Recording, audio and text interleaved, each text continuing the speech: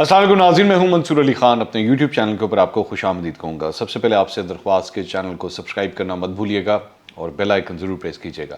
ناظرین، 3-4 بڑی انٹرسٹنگ خبریں ہیں جو آپ کے ساتھ اس ویلاگ کے اندر شیئر کرنی ہے۔ آج یہ دن کا آخری ویلاگ ہے۔ ویسے تو ہم نے پچھلے 2 ویلاگس کے اندر بھی کافی انٹرسٹنگ چیزیں آپ کے ساتھ شیئر کی تھیں، لیکن پاکستان ہے، پاکستان میں نیوز جنریٹ ہونا بند ہی نہیں ہوتی، تو کچھ چند اور انٹرسٹنگ خبریں آپ کے ساتھ شیئر کریں گے۔ احسن اقبال صاحب نے جناب ایک تجویز دی تھی آج سے 2-3 دن پہلے، بلکہ شاید اس سے بھی زیادہ دن ہو گئے ہیں، جس میں انہوں نے کہا تھا کہ جناب آپ چائے پینا جو ہے وہ ذرا کم کر دیں۔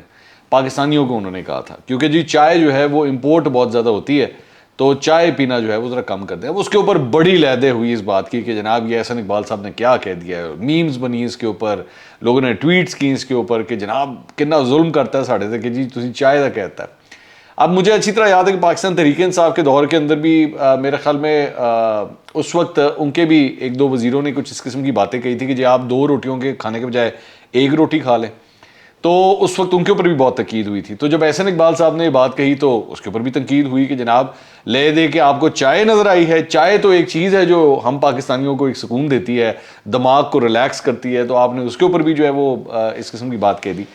تو جناب وہ احسن اقبال صاحب نے بیسیکلی جو بات کہی تھی نا، اس کے اوپر اب باقاعدہ طور پر عمل بھی ہونا شروع ہو گیا۔ جی ہاں، خبر یہ ہے کہ ایچ ای سی نے جو ہے وہ احسن اقبال کے چائے میں کمی سے بچت کے منصوبے پر اب کام شروع کر دیا ہے، اور ملک بھر کی یونیورسٹیوں کو ستو اور لسی کو پروموٹ کرنے کی ہدایت جو ہے وہ جاری کر دی گئی۔ یہ باقاعدہ طور پہ ایکچولی یہ لیٹر ہے جو آپ کی اسکرین کے اوپر دیکھ رہے ہیں، یہ جاری کیا گیا ہے کہ جناب اس کو آپ جو ہے وہ پروموٹ کریں اور چائے کو جو ہے وہ اوائڈ کریں، کیونکہ بہت بڑی وجہ یہ ہے کہ پاکستان کو چائے جو ہے وہ امپورٹ بہت کرنی پڑتی ہے، آپ کے امپورٹ بل کا بھی حصہ ہے، جس کی وجہ سے یہ بات ہوئی ہے۔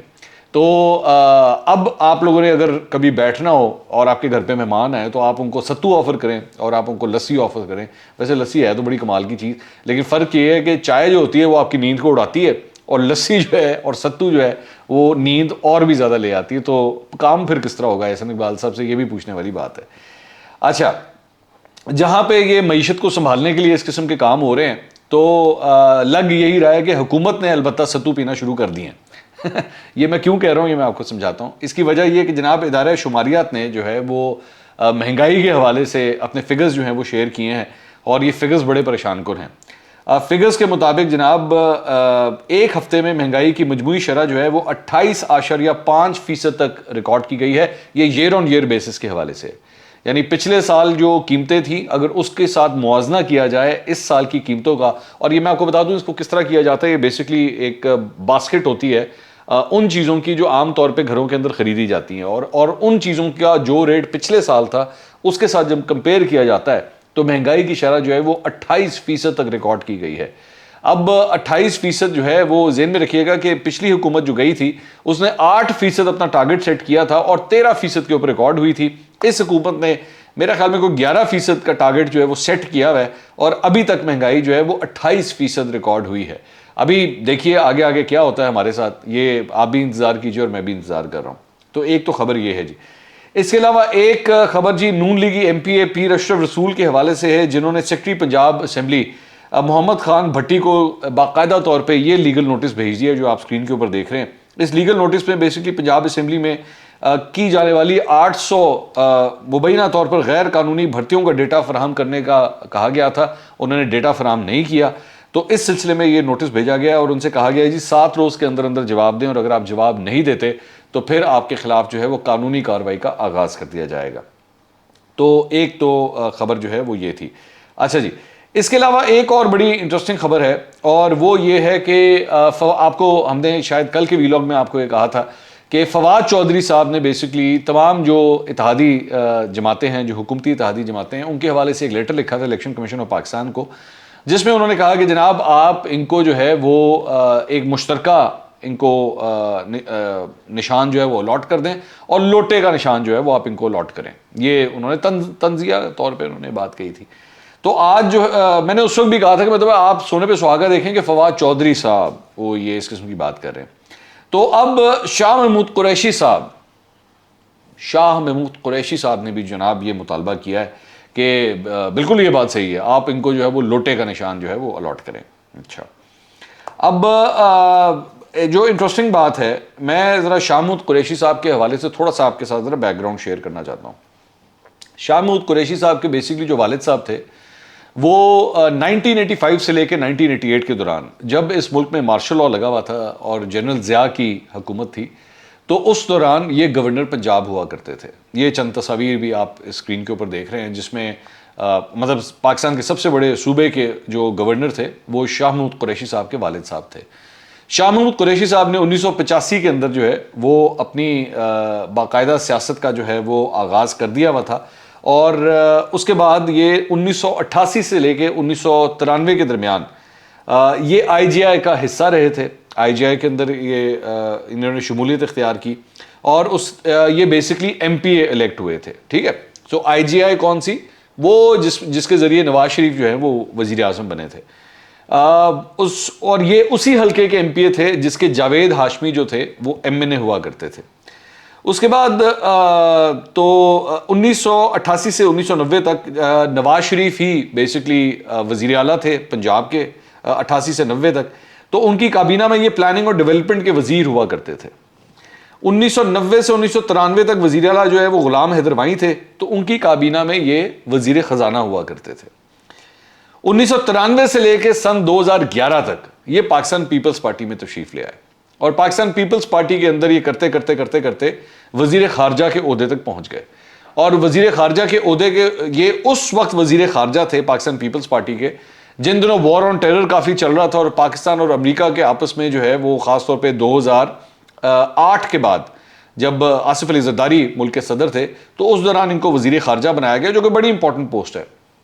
تو ان کا ہلری کلنٹن سے جو ہے وہ کافی انٹریکشن ہوتا تھا، اور ان کی کئی تصویریں بھی پھر جو ہے وہ اس دوران آئی تھیں، تو پاکستان پیپلز پارٹی کے ساتھ رہے۔ 2011 میں جب ریمنڈ ڈیوس کا کیس ہوا، اور اس کے بعد انہوں نے پاکستان پیپلز پارٹی کو خیر بات کہا، اور اس کے بعد انہوں نے اپنی آپشنز جو ہیں وہ وین کرنا شروع کی۔ کئی لوگ یہ بات سمجھتے ہیں کہ جناب یہ سیدھا پاکستان تحریک انصاف میں آ گئے، یہ بات غلط ہے۔ اس وقت ان کی ایکچولی نواز شریف سے جاتی عمرہ کے اندر ملاقات بھی ہوئی تھی، یہ اس کی تصویر ہے جو آپ اسکرین کے اوپر دیکھ رہے ہیں۔ اس ملاقات میں چودھری نثار بھی نظر آ رہے ہیں، اور اس کے ساتھ ساتھ اسی تصویر میں شہباز شریف بھی نظر آ رہے ہیں، کیونکہ ان کا ارادہ مسلم لیگ نون میں جانے کا بھی تھا، لیکن مسلم لیگ نون میں انہوں نے جانے سے جو ہے وہ انکار کیا اور اپنا آئیڈیا تبدیل کیا۔ تجزیہ کار یہ کہتے ہیں کہ شاید اس کی بہت بڑی وجہ یہ تھی کہ شاہ محمود قریشی صاحب کو یہ نظر آیا کہ جناب مسلم لیگ نون میں تو آلریڈی بہت رش ہے، اور بڑے بڑے بگ شاٹس وہاں پہ بیٹھے ہوئے ہیں، تو اسی دوران ان کو پاکستان تحریک انصاف سے بھی پھر آفر تھی، تو یہ پھر پاکستان تحریک انصاف میں آ گیا، اور اس کے بعد ان کو سینئر وائس پریزیڈنٹ کا عہدہ جو ہے وہ ان کو دے دیا گیا، ایک اچھی پوزیشن ان کو دی گئی۔ جاوید ہاشمی صاحب اس کے بعد جب پارٹی کے اندر آنے لگے تھے، تو انہوں نے ان کا رستہ روکنے کی بھرپور کوشش کی تھی اس وقت، کہ کیونکہ ان کی آپس میں رائیولری تھی۔ جاوید ہاشمی نون لیگ میں ہوا کرتے تھے، شاہ محمود قریشی پیپلز پارٹی میں ہوا کرتے تھے، اور دونوں کا آپس میں بڑا سویر کلیش ہوا کرتا تھا۔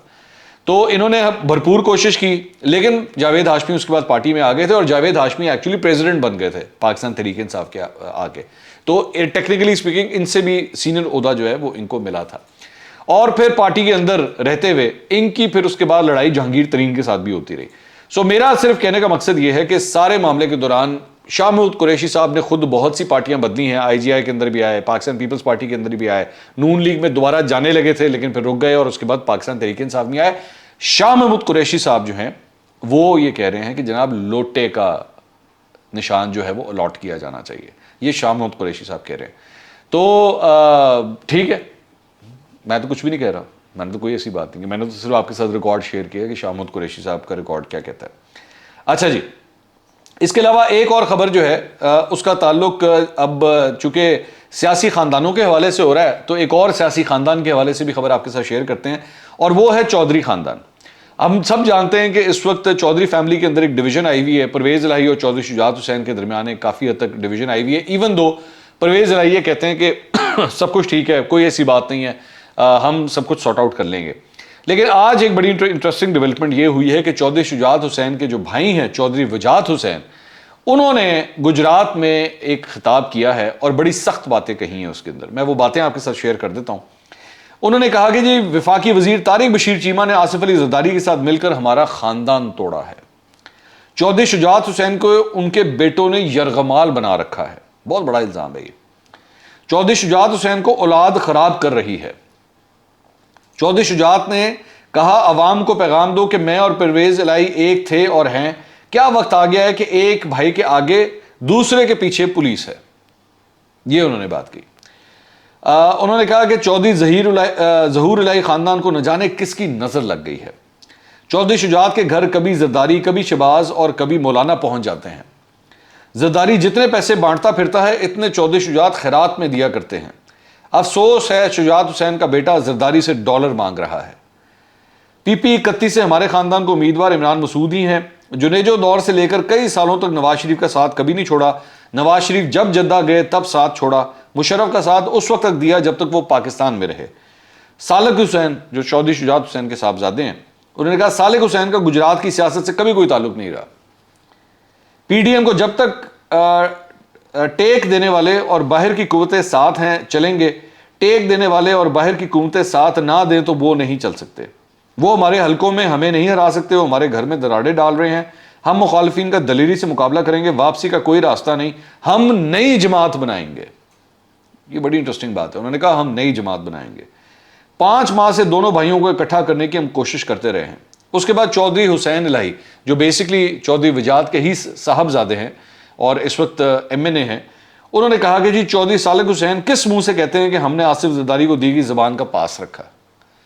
بیسکلی یہ بات ہے کہ اس دن جس دن پرویز الہی نے فیصلہ کیا تھا عمران خان کے پاس جانے کا، اس سے ایک رات پہلے آصف علی زرداری اور چودھری پرویز الہی اور چودھری شجاعت حسین کے درمیان یہ معاہدہ ہو چکا تھا اور دعائے خیر بھی اس وقت ہو چکی تھی. رات کو دعائے خیر پڑھ کے آصف علی زرداری ان کے گھر سے وہاں سے گئے تھے کہ جی آپس میں معاملات طے ہو گئے ہیں.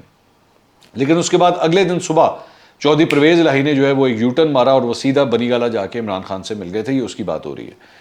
2018 میں جو زبان عمران خان کو دی اور جس بنیاد پر الیکشن لڑ کر اسمبلی پہنچے وہ زبان کہاں گئی. یہ بیسکلی اپنی فیملی کے اوپر ہی وہ کرٹیسزم کر رہے ہیں کہ جناب ہم نے بھی تو آخر ایک زبان دی تھی عمران خان کو کہ ہم آپ کے ساتھ رہیں گے، تو آپ لوگوں نے بھی جو ہے اس زبان کا پاس نہیں رکھا. اب یہ تو بات ہوگی چودھری فیملی کی. اس کے بعد ایک بڑا انٹرسٹنگ جو کامنٹ آیا ہے وہ آیا ہے سینئر تجزیہ کار حسن نثار صاحب کی جانب سے. اب حسن نثار صاحب جو ہیں وہ ہمیشہ عمران خان صاحب کے کافی قریبی رہے ہیں اور عمران خان صاحب جو ہیں ان کو بڑی عزت کی نگاہ سے، ان کے تجزیے کو، ان کے کامنٹس کو بڑے عزت کی نگاہ سے دیکھتے ہیں. آج حسن نثار صاحب اپنے ایک پروگرام کے اندر تشریف رکھتے تھے تو ان سے سوال کیا گیا کہ جی عمران خان نے کہا ہے کہ امریکہ کی بات ماننا نظریہ پاکستان کو دفن کرنا ہے. اینکر نے بیسکلی ان سے یہ سوال کیا تو حسن نثار صاحب نے کہا کہ نہیں، یہ بنیادی طور پر بڑی ہولی اور فضول بات ہے.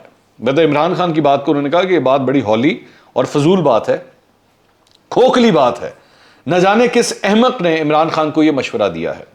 میں تاریخ کا طالب علم ہوں. قیام پاکستان کے دوران، اس سے پہلے، اس کے بعد مدتوں تک اس ٹرم نظریہ پاکستان کا کوئی وجود نہیں تھا. یہ خاص حالات میں خاص لوگوں نے خاص طریقے سے گھڑی تھی.